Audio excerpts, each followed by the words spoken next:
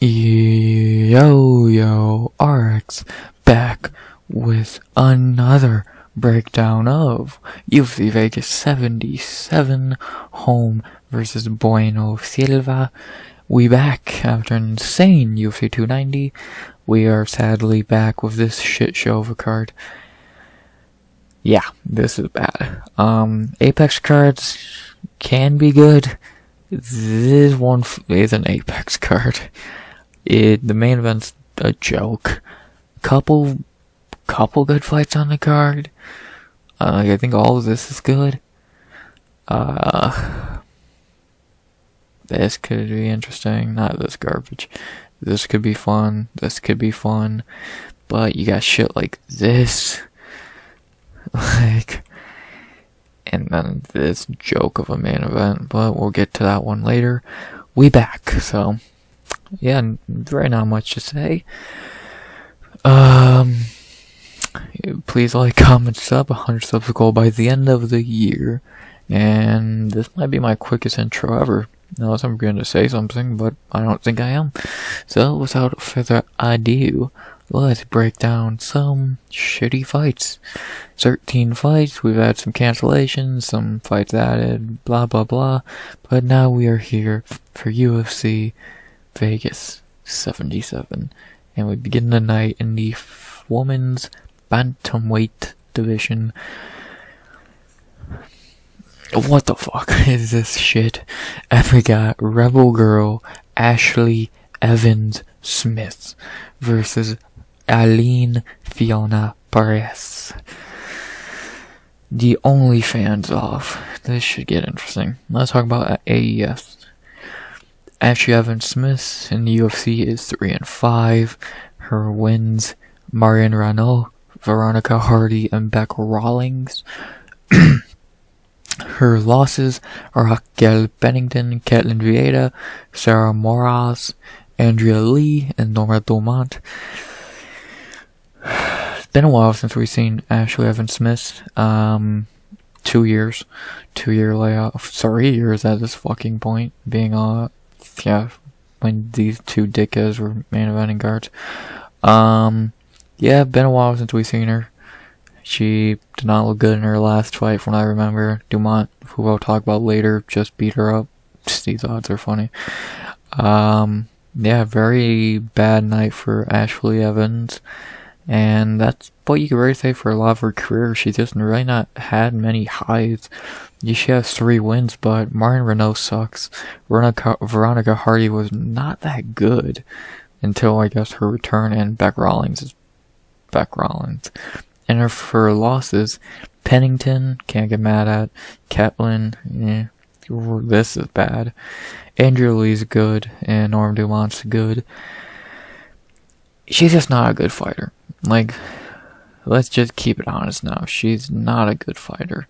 She, especially since she's been off for 3 years now, 36 years old, and out because of a spinal fucking injury, spinal surgery or some shit. It's gonna be a tough one for Evans Smith, let alone that she's more focused on OnlyFans than actually fighting. So, yeah, I don't see this being a successful return for Evans Smith, and even if she did come back and win this fight, she's not gonna do anything. What, she's gonna fight someone better and lose? She's not good. She wasn't good before, and she's not gonna be good now. She's just not a good fighter. She never was, and probably never will be. Like, I just got very little to say about AES. She's not good. Simple as that. Like, I really don't know what to say.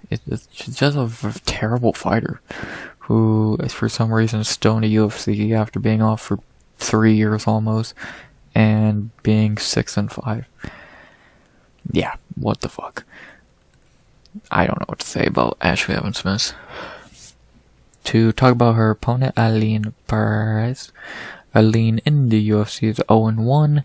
In her UFC debut against Stephanie Egger, she got beat. Not a terrible performance. Terrible fight IQ. But overall, it was not a terrible performance.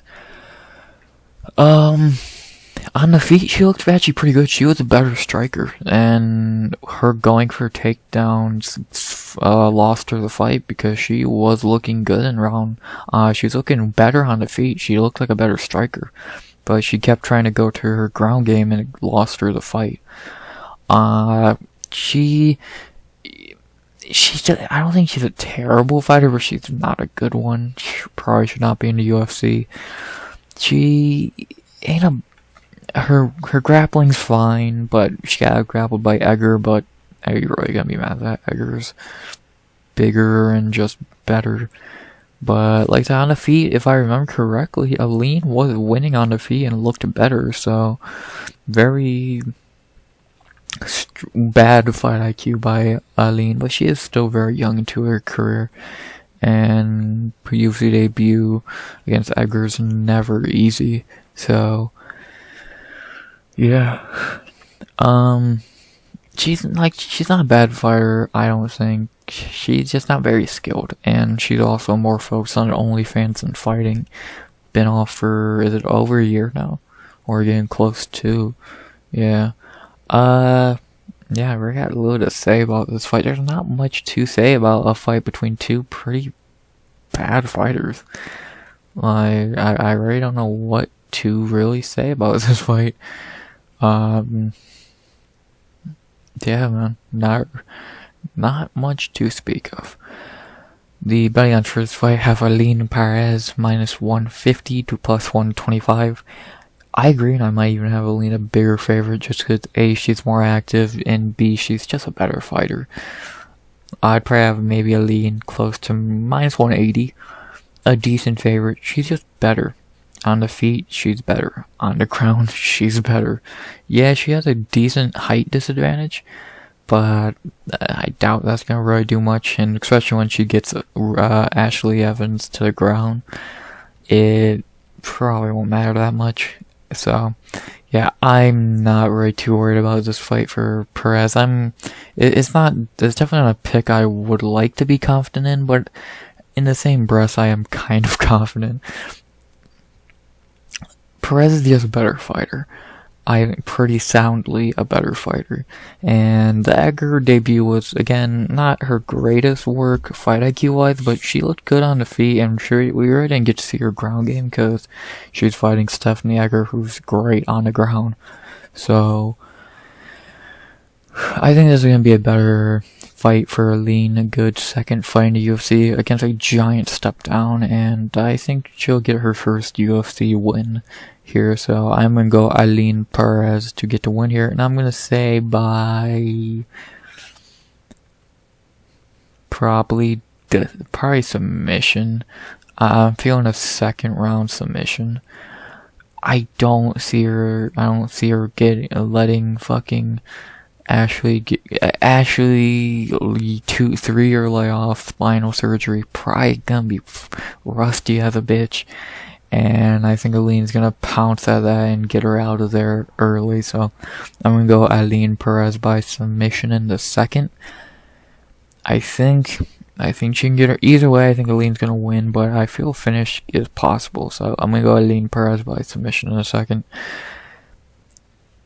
Battle of OnlyFans, I think one's a lot better than the other, so I'm gonna go Ailin Perez.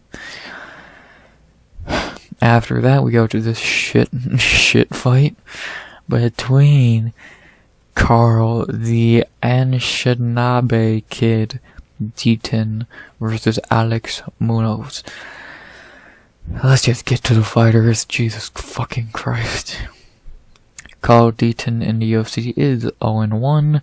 In his UFC debut on short notice against Joe Solecki, he got pretty much destroyed. He did nothing on the feet and got subbed on the ground, which is no shocker. Like, Joe Solecki's really good. So, yeah, what do you really expect? Deaton had no chance here. For his second UFC fight, a lot better of a chance against a huge step down. I don't think the dude's a terrible fighter. He's not good, and he should not be in the UFC. But I don't think you really can judge him on his first UFC fight, Because again, Selecki on short notice, what can you really do there? Like, there's not much you can really, like, even on a full camp, he's gonna lose that fight. But let alone on short notice, so. I think Deaton will show up this fight, and maybe he can show something good. Bare minimum, he needs to get to win, but he kinda gotta show something after that.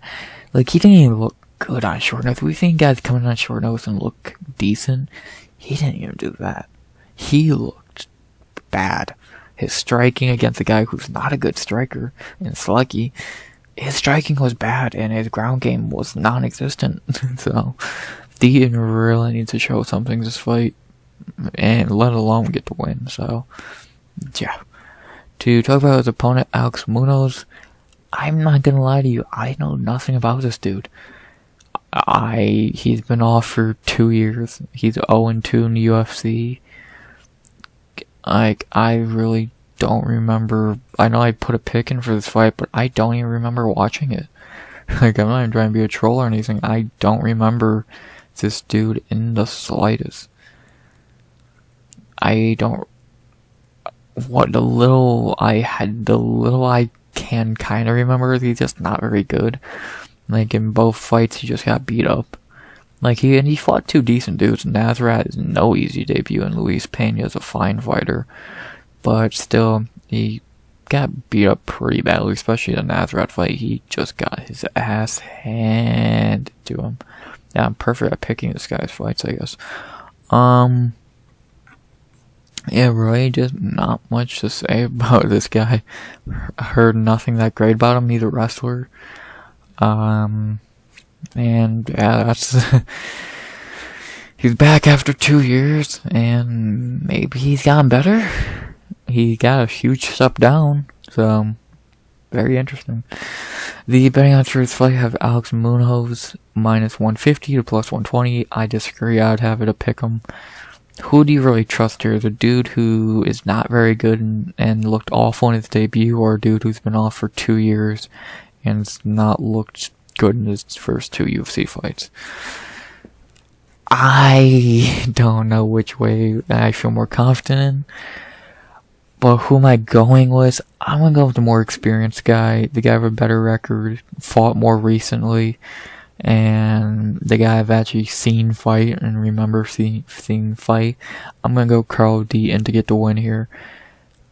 Maybe Munoz makes me look stupid, and maybe he's really good, but until I see it, I'm not gonna pick him. So I'm gonna go Carl Deaton by decision. Let's see, one of these two is gonna show up, the other's gonna probably show out the door. So yeah, I'm gonna go Carl Deaton by decision. Very little to say about the fight, and I'm very unconfident in my pick. So yeah, Carl Deaton by decision. After that, we head to a fun flyweight fight when this shit card actually starts, as we got Tyson Nam versus Azat Kazaka Maksum. Good fight. Let's talk about Tyson Nam. Nam in the UFC is 3-4. His 3 wins, Zaruk Adeshev, Jerome Rivera, and Ode Osborne. His 4 losses, Sergio Perez, Kai Car-France, Matt Schnell, and Bruno Silva. His wins, 3 dudes he should beat. His losses, dudes he should lose to. Maybe not Schnell, but yeah. Perez, very good fighter. Kai, very good fighter. Bruno, very good fighter. Right? Not much to complain about there. I like Tyson Nam. I think he's a very entertaining and a really good fighter. But one giant red flag with him, especially being a flyweight, he's old. Almost 40 at flyweight is terrifying. And, like, the dude has a lot of power. Dude's powerful as shit. And he's a decent striker, but at this point in his career, he's just relying on his striking. His gas tank, if I remember, ain't anything too memorable. His grappling is very unforgettable. It's very forgettable. and he's just not the greatest fighter in the world. And there's 3 guys he's beat. 2 of them suck ass, and Ode just has stupid fight IQ. I like Nam. I was high on Nam, especially coming off these 2 brutal finishes, but he just he doesn't fight that consistently. He's finally fighting at a consistent rate, but being 40 and all that, it just does not really add up to much good at flyweight, and they really are not giving him any easy fights, even as he just got kicked out the rankings after his last fight. So this is gonna be a tough one for Nam. Excuse me. This ain't gonna be no easy fight. So I like Nam. Good on the feet, a lot of power, entertaining, but this is gonna be a tough night. To talk about his opponent, Azat Maksum. Azat is undefeated, making his UFC debut, 16-0 record, very shiny record. And looking down the guy he's beat, looks like he's beating decent dudes. 8-0, 12-6, 8-4. He's not beating 1-4 dudes. Like, yeah, a couple here, but they were a couple fights ago. Like, what the fuck does NA mean? No, for a record, it makes no sense. But, so it seems like his competition has already picked up through his last couple from about here. So, yeah, I've heard good things about this dude. Good on the feet, good on the ground. This could be interesting. This could be a very interesting fight. I don't think this is gonna go to the scorecard. I'll be a little shocked if it did. I highly doubt it goes to the scorecards. Maybe. What the fuck's a bro choke? Never mind.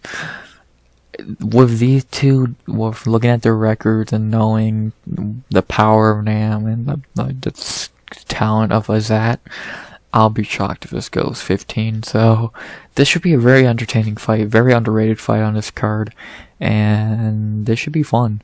Who am I going with in this fight? I'm gonna go Azat Maksum, of course, the minus 420 favorite, which I agree with that. Like, those odds, that record just makes sense. I like Nam, but yeah, he should not be. These odds are correct, and I am going Azat Maksum here. I think he'll be able to beat Nam, finish him some way, knockout over submission. So I'm gonna go Azat Maksum by.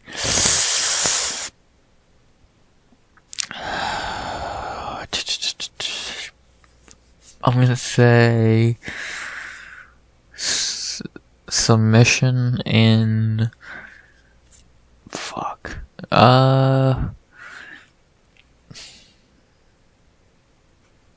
I'm gonna say first round submission.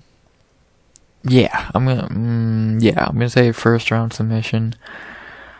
I think he can catch Nam, get him on the ground, get a neck, get something, and I think he's gonna get Nam to submit. So I'm gonna go Azat Maksum by submission in the first. Should be a fun fight. If Nam can catch him, that's the only way of winning, is catching him out cold. But I'm not holding my breath on that prediction. So yeah, I'm gonna go Azat Maksum by submission in the first. After that, by the way, I'm not rushing through these fights. Just, do you really want me to talk about these two more? And then I don't really know much about him, so. But in this fight, I actually do know about both guys very well, and I'm going to give a decent breakdown of it, as we got Genaro Rayadito Valdéz versus the Phenom Evan Elder. Let's talk about Genaro Valdéz. Genaro in the UFC is 0-2. Coming off Contender Series where he had a pretty good performance, but since the Contender Series he's had 2 terrible performances. Having a war with Matt Frevola, should have been fight of the night. Got dropped 6 times, but showed a lot of heart in that one, and then he comes back end of the year last year against Natan Levy, and gets his ass beat pretty soundly. He pretty much just got wrestled for 15 minutes. Like, he really just showed big weakness in his game. He's just not a very good fighter. His grappling is not great. His gas tank is not good. He's pretty much a first round let's brawl, whoever goes kind of fighter, and that's respectable. It's entertaining, but it's why he's lost a good amount of fights, because he fights very crazy, very Terrance McKinney, like we'll talk about later. He just doesn't care. He's gonna go in there and fight, and whatever happens, happens. He's entertaining, man. That's about the long and short of the praises I can give. Because, like I said, Frevola, he went to war with Matt, but he got finished. And then Natan Levy, who I don't think is a good fighter, easily just wrestled him for 15 minutes. Not the greatest look in the world, so not much good I can say about Genaro Valdéz. I think he's entertaining, and that's about it. Maybe he can finally show something in this fight, but I'm not gonna really hold my breath. Like, the guy we saw in Contender Series is not the guy we've seen in UFC. Because the guy in Contender Series was like, he didn't have the hardest of fights, clearly, but I don't know, it's weird. He's just not UFC level, and it's showing pretty badly that he's just not UFC level.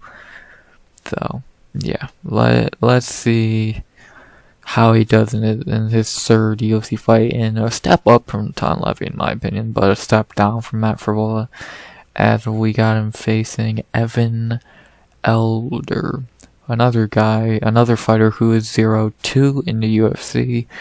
His two losses are to Preston Parsons and Nazim Sadykhov. I'll talk about that Nazim fight more in a second. To talk about the Parsons fight, I'm not to say he came in on short notice and got dominated. Parsons ain't the worst fighter in the world, but ain't the best. It's a very shitty fight overall. To be honest, I think Elder's a better fighter. Like, after watching these two, after seeing more of Parsons, especially against Trevin Giles, not very impressed with him. I do think Elder's the better fighter here. And I think it's shown. I think that was shown in this fight with Nazim. A fight where he was up 2-0 on every scorecard, and if they didn't stop the fight due to cut, he would have beat Nazim. This was a dogfight. Both guys went to war, but Elder was getting the better of Nazim, and without that cut and stoppage, he would have won. Unless Nazim got a knockout or a fucking 10-8, Elder would have got a huge upset win. And this was a really good performance by Evan Elder. He really showed talent, heart. He's not a bad fighter in the slightest. He's gonna be I'm interested to see how he does in this huge step down, because on paper this should be an easy win for him. Genardo's not very good, just don't get clipped by him, don't get finished, you should win. Can he do that, is what I'm interested in, because he's gonna really need to do that, because if he doesn't, it's gonna be a long night for him. So I'm very, very, very interested to see how he's gonna do in this one, and if he can fucking get his first official UFC win, even though he got fucked out of his first UFC win against Nazim. So it should be fun. The betting odds for this fight have Evan Elder minus 295 to plus 230. I'd move that down a little bit, maybe to a minus 250 to plus 230. I think Elder should win this fight, but with just how Genaro fights, it always makes him dangerous and liable for a win. So, for a finish, so. But I do agree, I do pretty much agree with those odds. I just moved down a little bit, and I am going with Evan Elder to win this fight. He should be able to just beat Genaro, don't get clipped early, and beat him later in the fight. So, I'm gonna go Evan Elder by knockout in the second. I think he's going to let Genaro kill his gas tank like Genaro has before. and I think he's gonna finish him. So I'm gonna go Evan Elder by knockout in the second. I'll be a little shocked if this goes 15 minutes, unless Elder goes for the Tom Levy game plan of just wrestle Genaro, but I doubt he's gonna do that. So I'm gonna go Evan Elder by knockout in the second. Should be very, very fun. Can't wait. Let's do it. Evan Elder by knockout in the second. After, yeah, it's weird that I don't have any fucking decisions yet. After that, we enter our fifth fight of the night, and it's not a great one, between Austin Lights Out Lingo and Melquizael Costa. I always call him Melk Costa. Not a great fight. Let's talk about Austin Lingo. Lingo in the UFC is 2-2. His 2 wins are Jacob Kilburn and Luis Saldana. His 2 losses are Yusuf Zalal and Nate the Train. Beating Kilburn, fine. Saldana, that's a good win. That's a very impressive win. At the time, it's not been aging too well, but what can you do? But his 2 losses, Yusuf Zalal, terrible. He had a dog shit debut against Zalal, and it was one of the worst debuts in the last while, because he had nothing for Yusuf. And then against Nate to Train, pretty much the same thing. He really had nothing for Nate. Nate's just, even for as not great as Nate is, he's just levels above Austin Lingo. Like, Lingo's just not a good fighter. He's just, in all 4 of his fights, he's never impressed me. Like, it looked awful here. You beat someone who's, I don't even remember Jacob Kilburn, to be honest. Saldana, I don't even remember that fight. It's a fine win, but I just don't remember that fight. And Nate the Train just beat the shit out of him. So, plus he took a long layoff after that Saldana fight, so what the fuck. He's just not very impressive as a fighter. Like, maybe he can show up this one, because this is a step down, but he really needs to show something at this point, because after a while, it's kind of a lost cause. So we'll see what he can do here against a guy like Melk. But he needs to do something, because in all his fights so far, I've not been impressed with shit. His striking is just His wrestling is You gotta show something, man. You gotta show something. To talk about his opponent, Melk Costa. Melk in the UFC is 0-1. In his UFC debut, he stepped in on short notice to fight Thiago Moises, and he actually didn't do half terrible. He lost, of course, but he didn't look that bad. He gave Thiago a tougher fight than people would have guessed, and he stayed young in there as long as he could. Lasted longer than a lot of people probably thought, and like that, he wasn't a pushover like people thought he would be. He gave Thiago a tougher fight. And I'm on a full camp. I think the fight goes even closer. I don't think Costa would beat Thiago after watching him fight, but he went in there and tried on short notice. So, and he stepped in for fucking Joel Alvarez. So versus Thiago Moises. So and up a weight class. So, not only did he step in and fight a dude who is not terrible, he went up a weight class because he's not a fucking lightweight. He's a fucking featherweight. So, respect to this fucking dude. He fucking went all out for that UFC debut with everything against him. So, respect. Melk's a fine fighter. Striking is okay. Grappling is decent. He's a fine fighter. Not really much to write home about. Not gonna do much in the UFC, but yeah, he's fine. I'm more impressed with him in the one fight than I have with Lingo in 4. So, yeah. The betting odds for this fight have Costa minus 195 to plus 160. I would move Melk down a little bit to maybe a minus 175, 180. I think he should be the favorite, and I think he should and will win. But I'm kind of, I don't think I love him almost being a minus 200. We gotta see how he does in a step down at featherweight. But we gotta see how he does, because, yeah, he gave Moises a fight, but a prime example is Rafa Garcia. He stepped on a short nose, gave Nazareth a fight, and then sucked ass against a can. So, is Costa like that? We'll see. I'm gonna say he's not. I think he's gonna get the W here. I don't think he's gonna fucking, I don't think he's going to choke this. This is a very winnable fight. This is a fight he should win. And I think he will be able to get the win here. I think he will get his first UFC win. It's not a hard fight, really. Lingo, gas tank ain't great. He will, if Mel can just stay on the gas pedal, win some rounds, and go home with the win, you did it. I don't think Lingo is the hardest fight in the world. Like I said, it's a giant step down from Thiago Moises, and I'm not even high on Thiago Moises.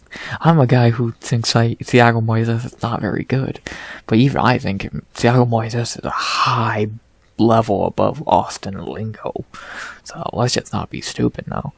So yeah, I'm gonna go Mel Costa to get the win here, and I'm gonna say I'm feeling decision. I can't really put my finger on a finish here.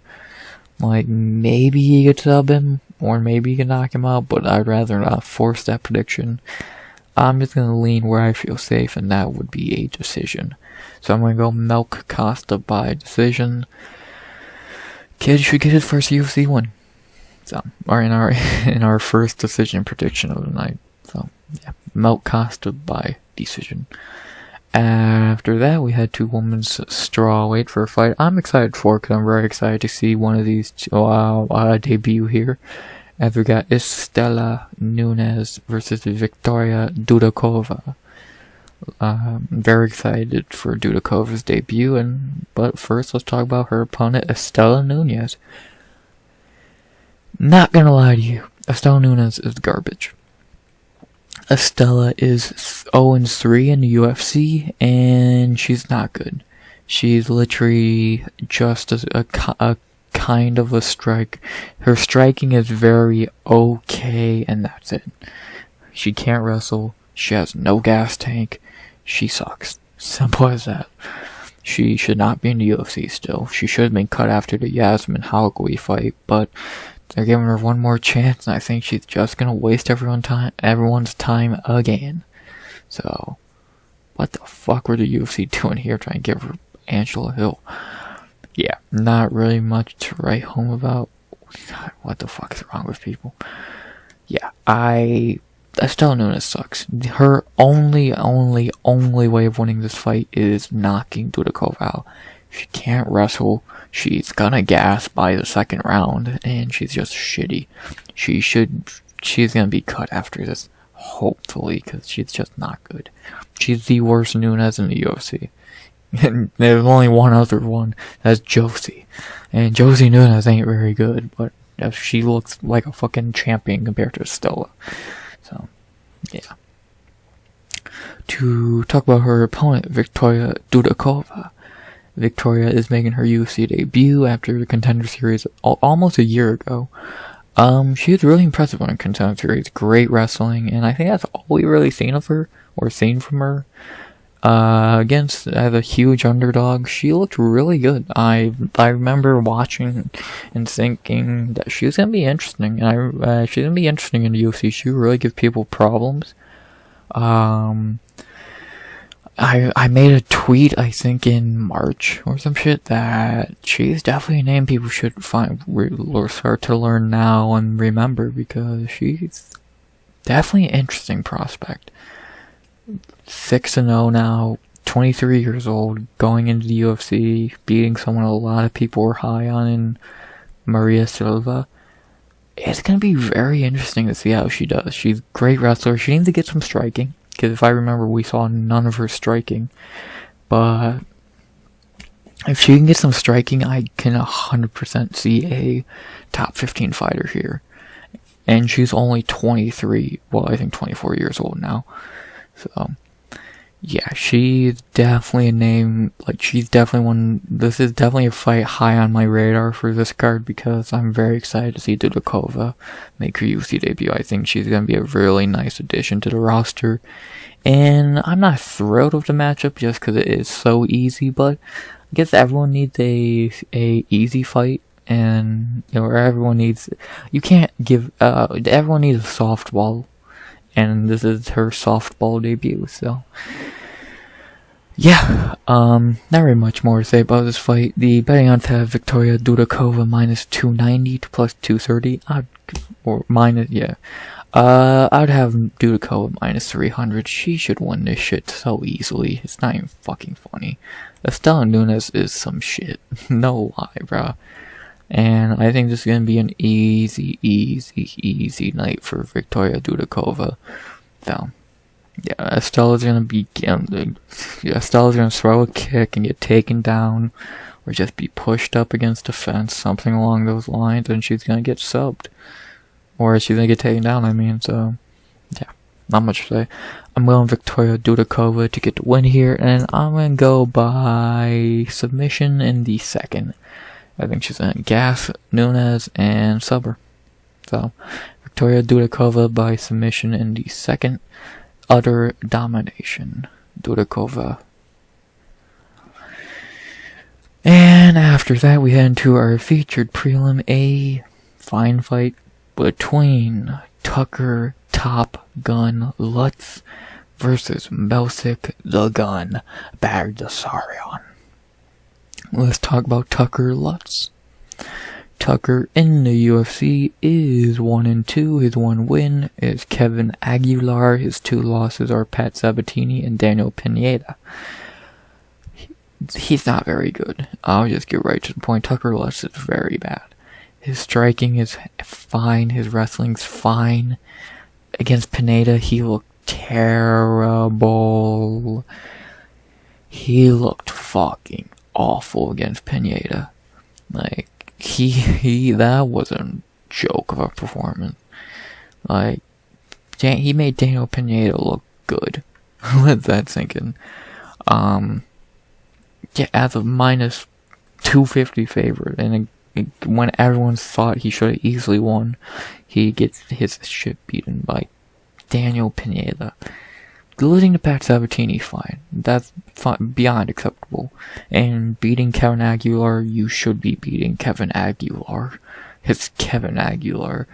But, yeah, that fucking Pineda fight's a very bad look. And I mean a very bad look. Yeah, Tucker Lutz is a terrible fighter, in my opinion. Not impressed with him in a slice. I'm not really sure why he got a contract, because I really don't remember this fight, but I can almost guarantee you he just wrestled him. So, yeah, I really have little good to say about Tucker Lutz. I think he's a very terrible fighter, and I think probably this weekend we're going to see that shown on display again. So, yeah. To talk about his opponent, Melsik Baghdasaryan. Melsik, on the other hand, Melsik is 2-1 in the UFC. Melsik, on the other hand, I think is the complete opposite. I think Melsik's a very good fighter. He's had underwhelming performances, but I think he's a good fighter. Like, his two wins, Colin Anglin and Bruno Silva, are two terrible fighters. But I think they were good. Like, I won't lie, they were terrible fucking opponents, but they were better than nothing.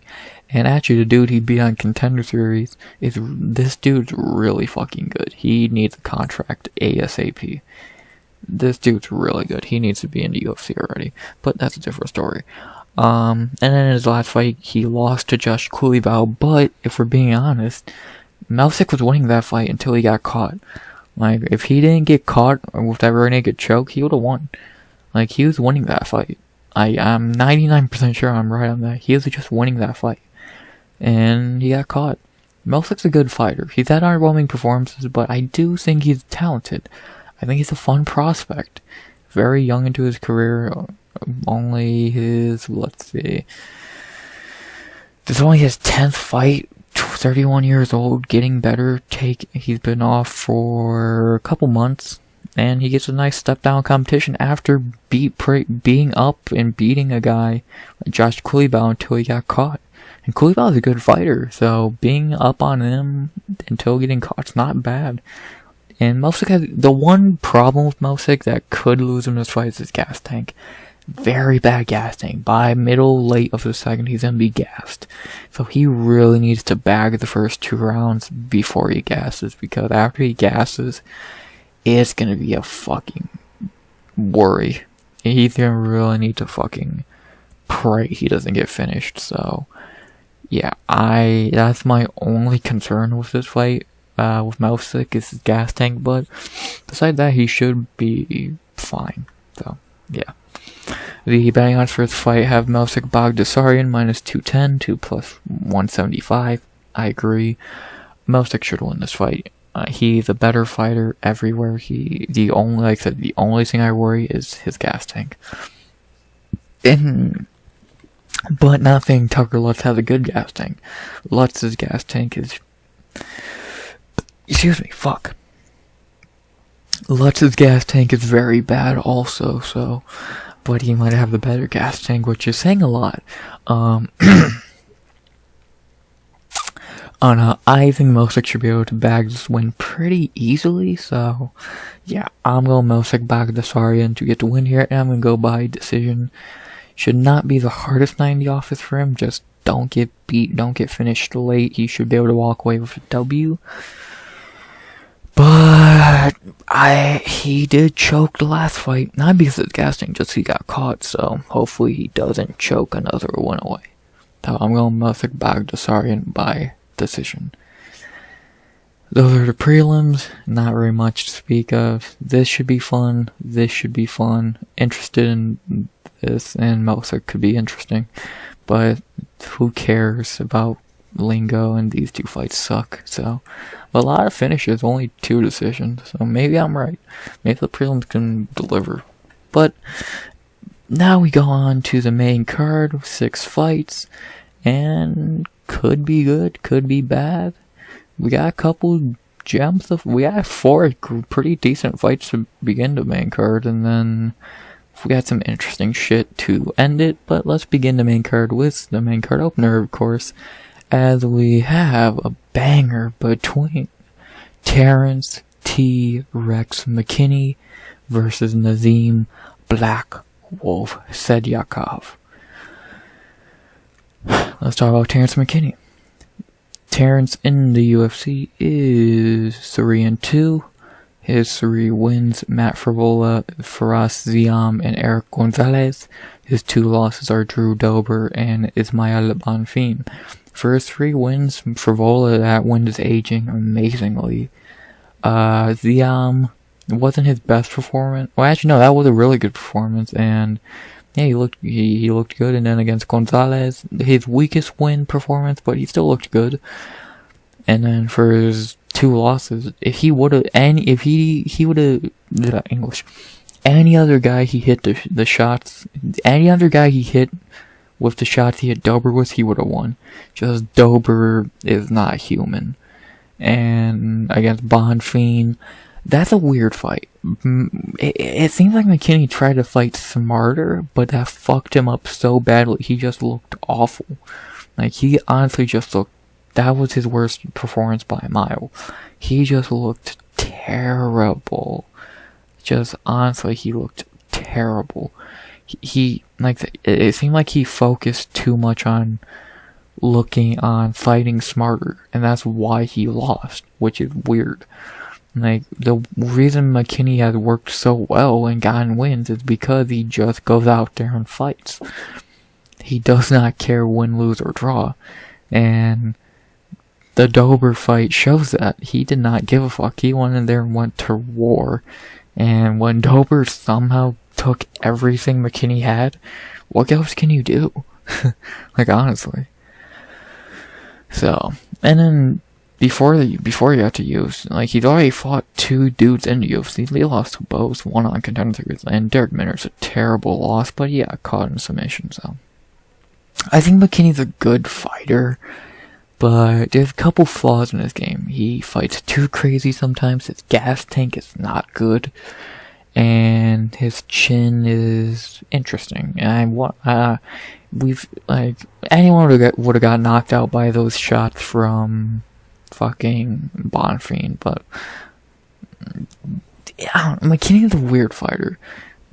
I like McKinney, cool dude, but he really has some flaws in his game still, and that have held him back from going farther up. So, yeah.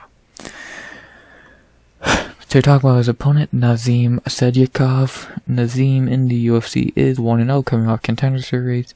We already talked about his fight with Elder. He should have lost that fight, and it's a shame that Elder got robbed of a win. So, yeah, since we already talked about that fight, Nazim's a good fighter. Just that was a really terrible performance, to be honest. So maybe he can look better in this one, but I'm not gonna hold my breath. So, yeah. Fuck. The betting odds for this fight have Nazim Sadykhov -155 to +125. I see it. I'd move Nazim down a little bit though to -130 to +115. He should be a small favorite. I get why he should be the favorite. We all know why, because Terrance has had bad performances. But Nazim's coming off a fight he should have lost. So, against a dude who's on the prelims, literally. So, it's interesting. This is a weird fight. Should be a fun fight, but it's definitely a weird fight. So, yeah. Who am I going with in this one? I've never picked against Terrance McKinney, and I'm not going to start now. Big fan of T-Rex, and I'm going to keep riding with him. So I'm going to go Terrance McKinney, mainly out of bias, and I'm going to go by... He's never went to decision, so... Does he finish him, or does he... I always gotta go knockout in the first for T-Rex, dude. He can catch you any moment and put you out, so I'm going to stick with that. I literally have picked him by knockout in every one of his fights. And there's bit me in the ass, but it's also done. Oh no, I did pick submission against Drew Dober. That was a stupid prediction. But yeah, the rest I've been knockout, and I'm going to keep doing that because that's what T-Rex does. He goes in there and goes to war. So I'm going Terrance McKinney by knockout in the first. Let's see what happens. Let's hope for a good fight. Terrance McKinney by knockout. After that, we go to my favorite fight on the card, the fight I'm most hyped for on the card, and in my opinion, the best fight on the card.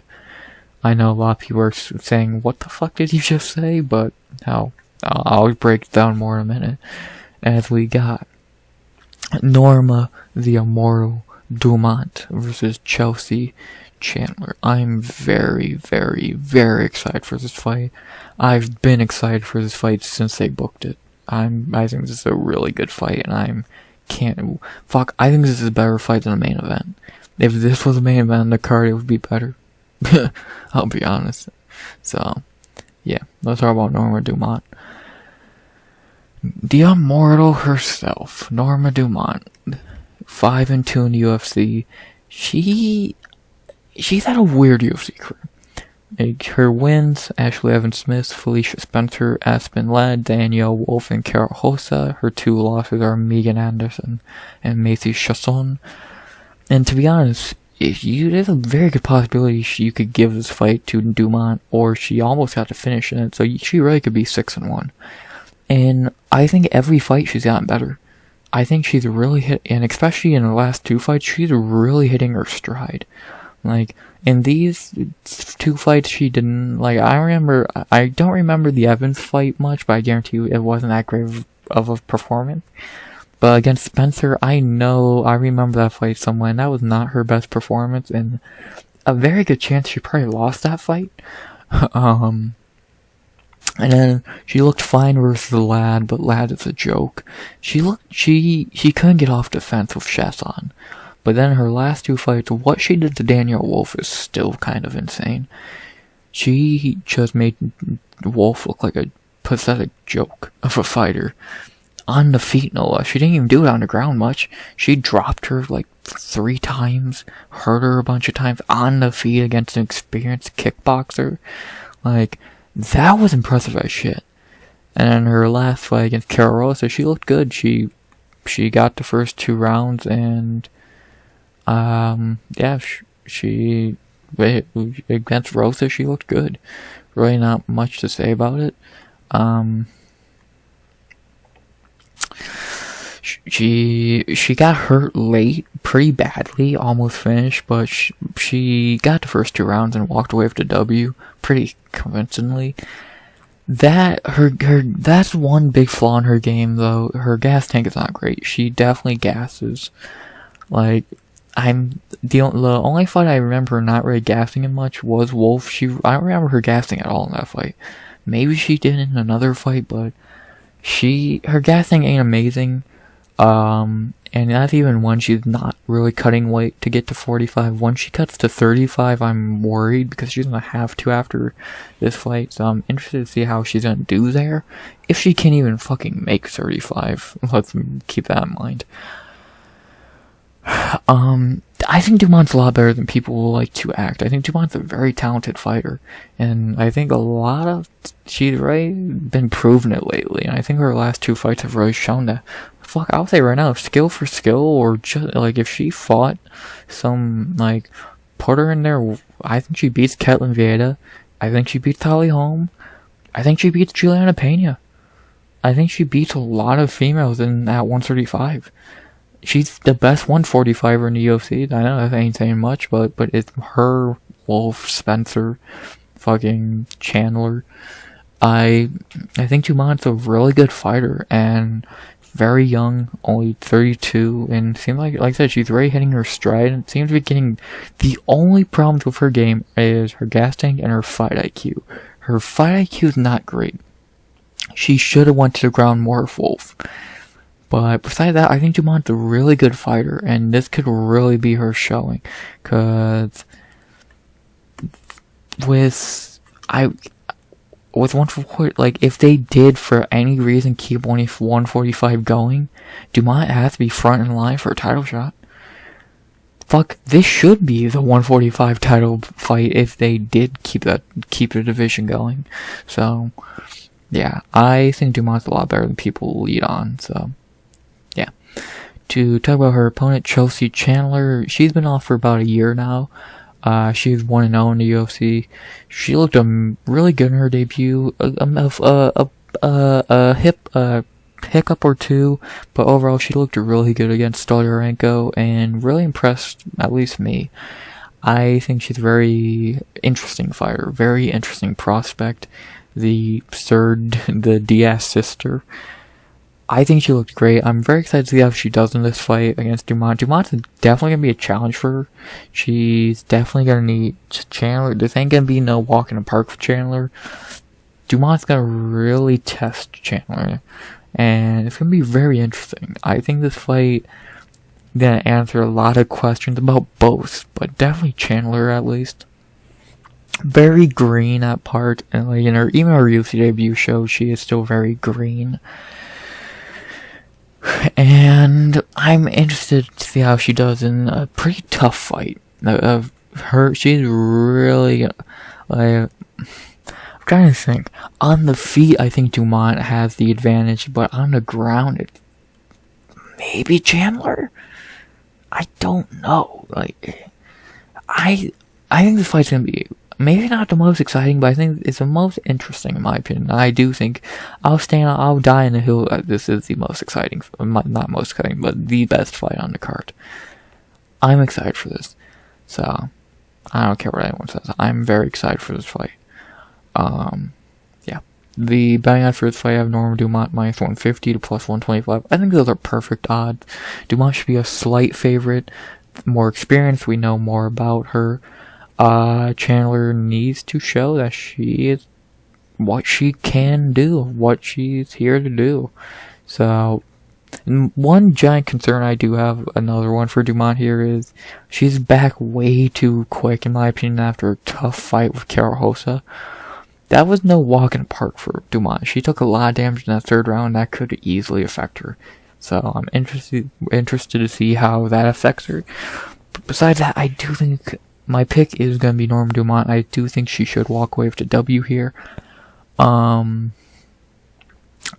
just really think she's a better fighter. I think she's more experienced, clearly. She's fought better fighters. And I think she's a very underrated good fighter. So I'm going to go with Norma Dumont to get the win here, and I'm going by decision. I like Chandler. I think she's very talented. I think she's a great prospect, but I think Dumont is going to teach her some lessons and make her better, if anything. So I'm going Norma Dumont by decision. After that, we head to middleweight for what was meant to be the co-main event, but is now moved to the middle of the main card, as we got Albert Duraev versus the Iron Turtle Yong Park.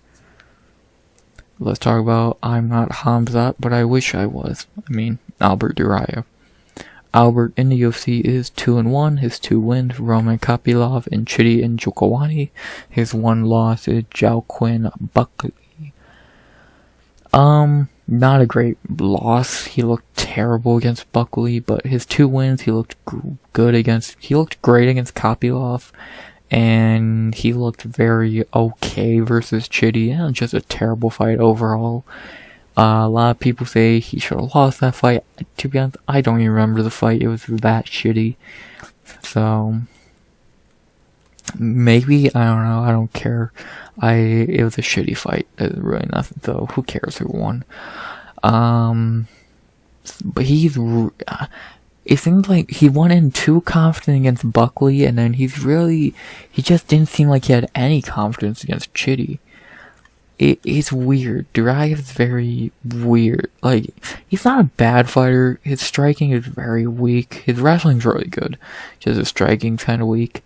And he really needs to show something this fight.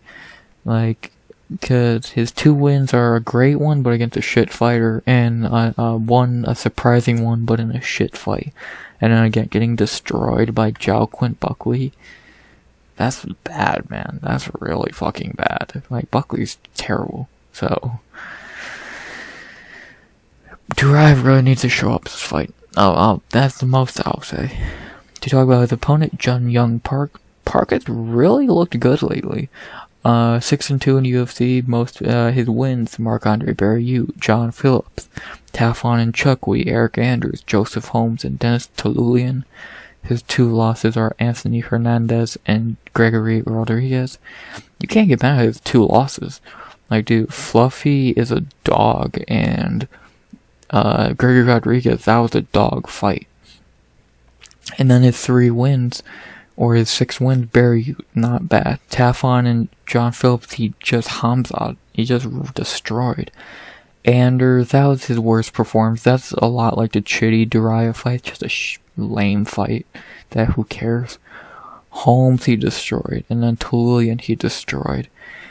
Park is really looking good. His ground game's really fucking good. His top game is crazy, and his striking's not terrible.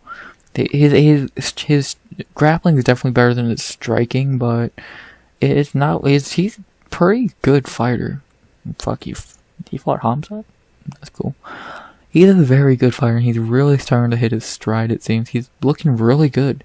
And a win here could easily get him a rankings fight, or something close to. He's looking really good. And this is definitely a step up from his last 3 opponents.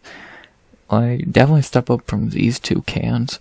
And then, I would say a step up from Anders. So, this would be his best win in the UFC so far. And if he can get it, then you're really talking about the Iron Turtle getting in them rankings. So, yeah.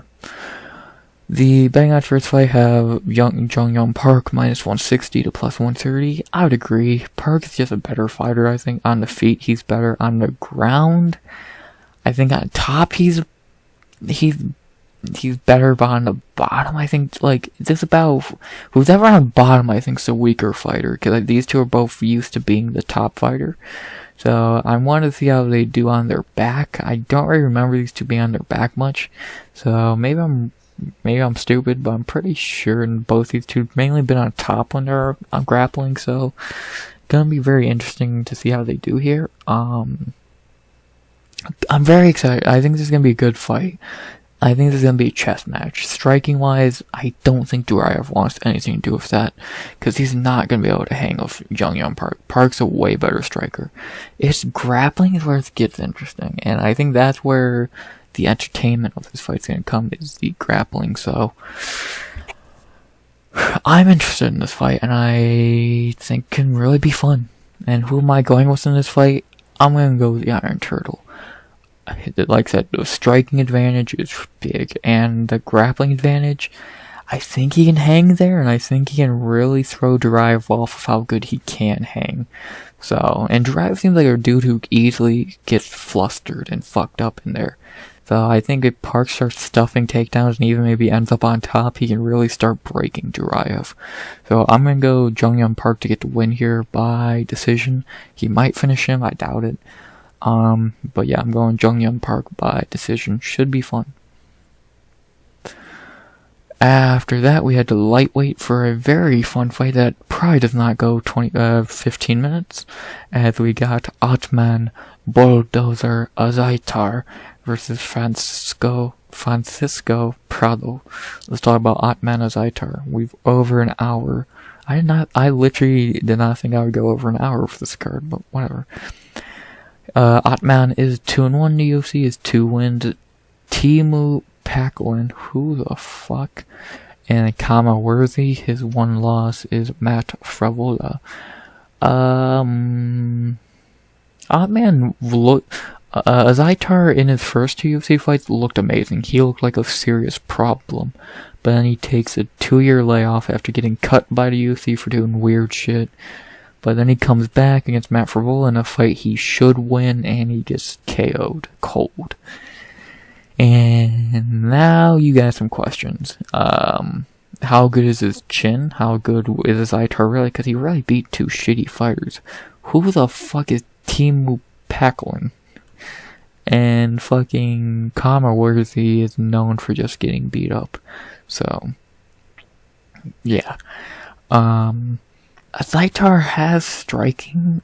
He has good power, it seems, but besides that, he really doesn't seem to have much, so he really needs to show something this fight if he wants to bring back that hype he had after the Kama fight. Because after the Kama Worthy fight, a lot of people were hype on Azaitar, but then everything went wrong, and I mean everything. Actually, do I have the canceled fight?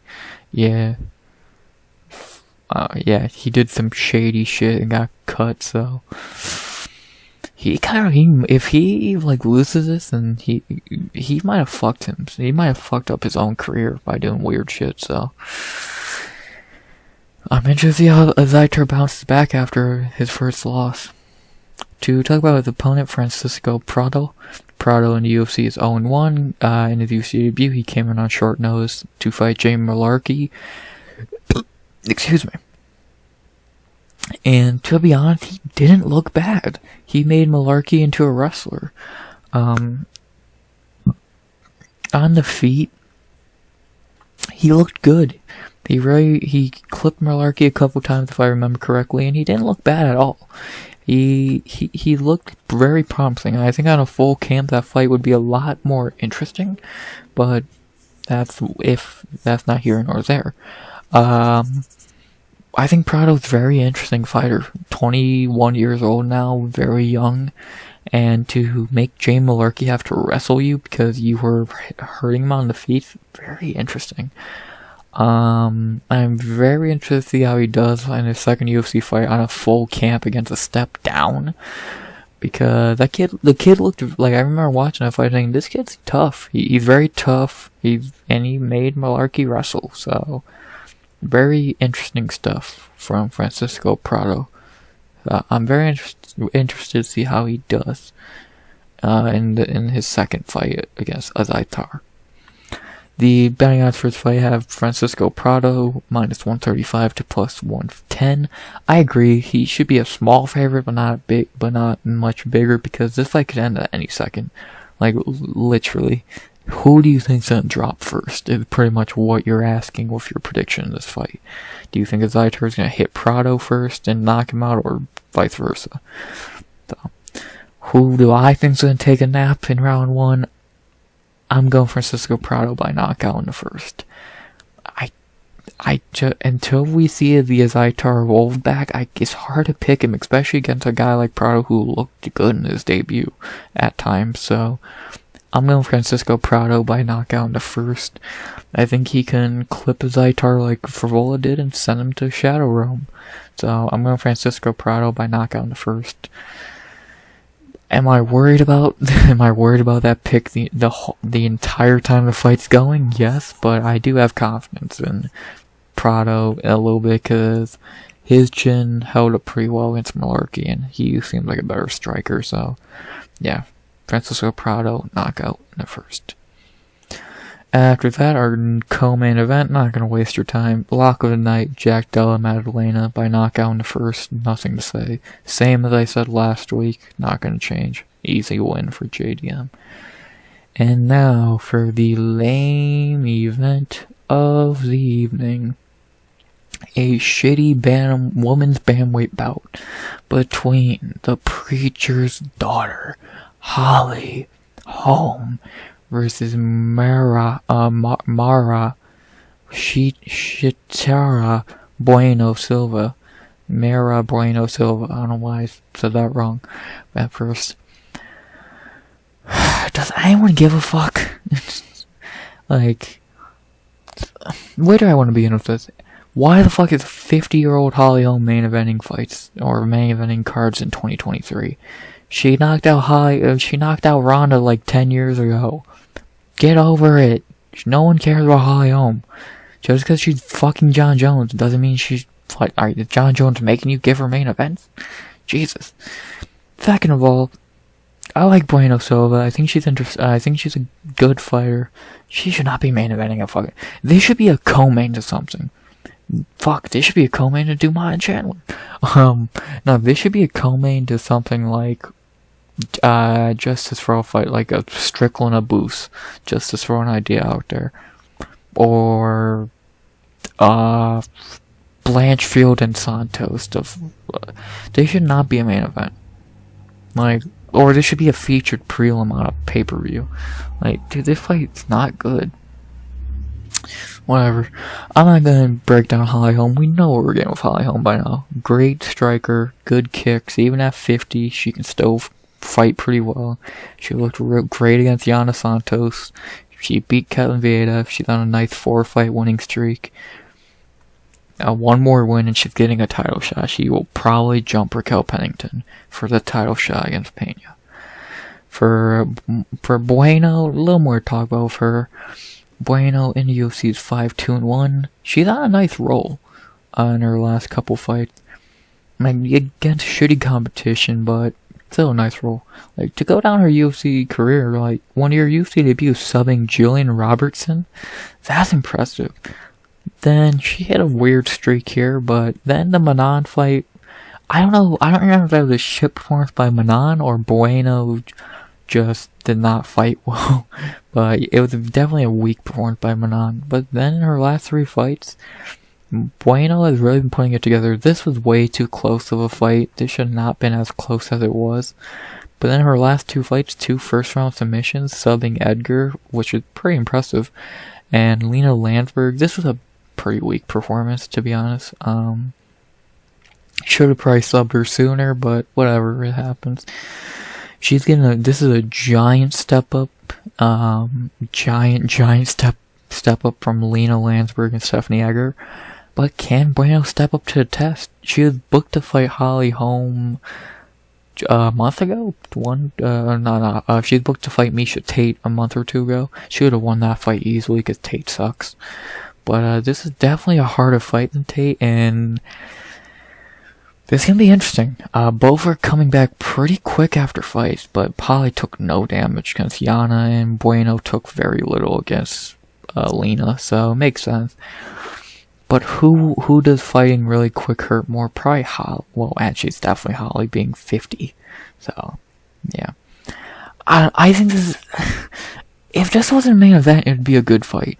But since it's a main event, and it's probably gonna go the boring route, I'm not excited for this. This is so bad. This is so bad. The Bang On's first fight have Holly home -165 to +135. I would agree, and I hate it. Because this is what's gonna happen. I can almost guarantee you Holly's just gonna outstrike her and beat her for 25 minutes. But what I would love to see happen is Bueno subs Holly and just ends this Holly home train once and for all. Because beating her here, she's gonna stop her last championship attempt, and that's it. So, like, this fight goes one of two ways: 25-minute decision or a first or second round submission. I'm intrigued. I'm very excited for this fight. As a fight overall, but not as a main event. A 3-round fight, this would be interesting. But not as a main event. It's not fucking interesting. So, whatever. Who am I going with in this fight?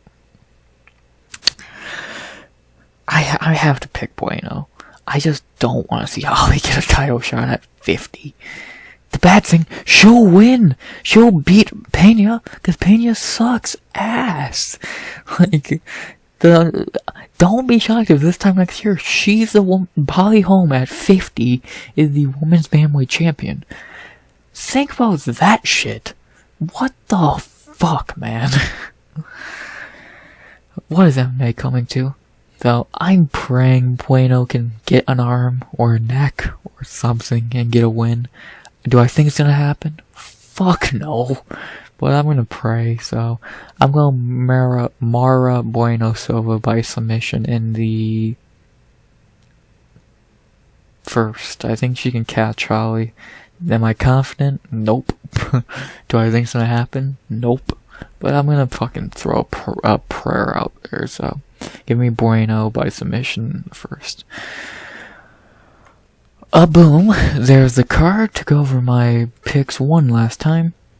Ailin Perez by submission in the second. Carl Deaton by decision. I forgot I said Carl Deaton was going to win by decision. I said I didn't have any decisions. I'm stupid.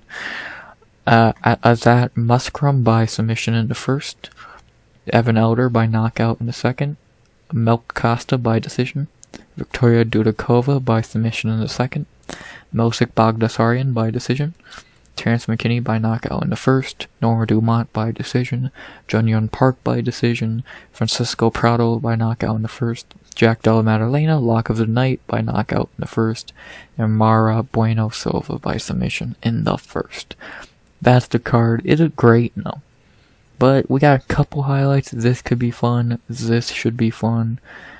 Excited to see her debut. Melsik usually has fun fights. This will be great. This is gonna... I'm really excited for this fight. These two should be fun. Della's gonna put out another highlight, and maybe this could be interesting, but we'll see. I have very low faith for this card, but as we know, those cards always perform the best. Look at Mackenzie Dern and Angela Hill. That card was amazing, and it looked dog shit on paper, so we clearly don't know what the fuck we're talking about half the time. So, yeah. Not much more to say. Hope you enjoyed the video. You'll hear from me Sunday, 1 p.m. EST for a recap. And, unless I'm forgetting to say something, please like, comment, sub. 100 subs goal by the end of the year. 113. I can't believe I got an hour out of this shit card. I didn't try to. Hope you enjoyed the video. I hope you enjoyed the video. And as always, RX...